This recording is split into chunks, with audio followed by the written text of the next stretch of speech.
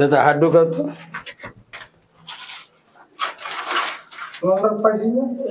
হ্যাঁ কেবল নিয়ে পাইছো? আচ্ছা একবারে তলা পাইছো? হাত কি ওই পারে গেছে? যায় নাই, খালি ছোঁয়া পাইছে, আসল জায়গায় কিন্তু যায় নাই।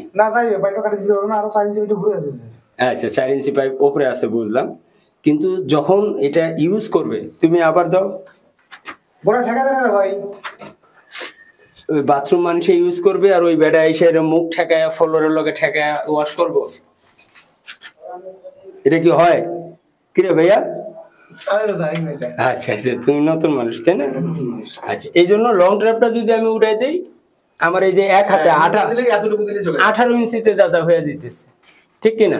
যদি ঠেকাই দিই, হ্যাঁ যদি ঠেকাই দিই, এরপরে যে আপনি জ্যাম বাঁধায়েন, এই যে জ্যাম বাঁধায়, জ্যাম কেমনে না ছুটান যায়, আপনি জ্যাম বাঁধায়েন হয়তো কি আপনি যদি এলা ঢালাই মশলা বানায় না যদি ঢাইলে দেন এটা তো আমার করার কিছু নাই, তখন কাটা ছাড়া উপায় নাই।